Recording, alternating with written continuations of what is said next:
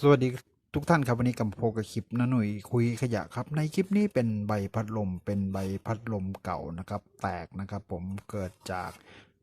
ไม่แน่โดนโครงพัดลมโดนฝาหน้าหรือเปล่าครับทีเนี้ยพลาสติกก็ยังดีอยู่ครับชิ้นส่วนยังครบครับทีเนี้ยจะนำตัวเนี้ยกลับมาซ่อมแซมกันอีกครั้งครับช่วงระหว่างรอซื้อใบใหม่นะครับก็คือลองซ่อมใช้งานกันครับโอเคครับที่ตามชมนะครับผมจากใบพัดลมเก่าครับ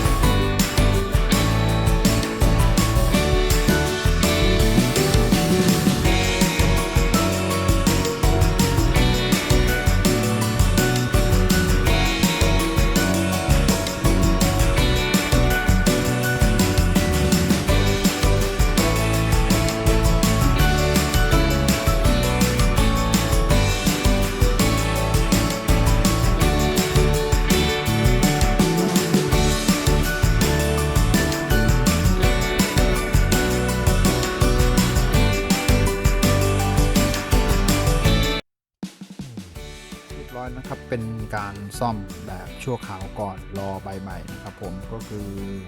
อย่าเอาอะไรไปถ่วงเขาก็คือให้มันศูนย์ถ่วงเท่าเดิมนะครับตัวนี้ก็คือซ่อมด้วยกาวร้อนอย่างเดียวครับผมไม่ได้เอาอะไรไปปะไปติดนะครับทำให้ศูนย์ถ่วงยังคงเหมือนเดิมนะครับผมไม่ดังไม่แกว่งครับทีนี้เราก็มาประกอบใช้งานกันครับชั่วคราวครับผมครับโอเคครับ